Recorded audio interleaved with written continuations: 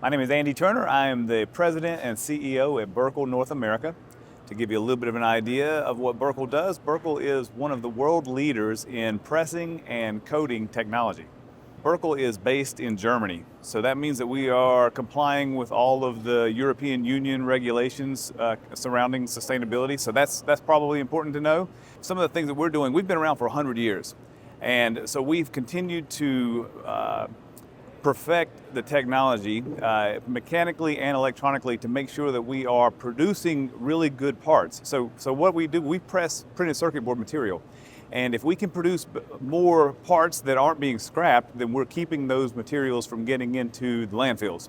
And so that's one of the things that we're doing, that we think that we have maybe an advantage over many in the market because we produce less scrap. So the printed circuit board is not something that's easy to recycle. And so if we can keep more of that out of the landfill, I think that's a good thing to strive for.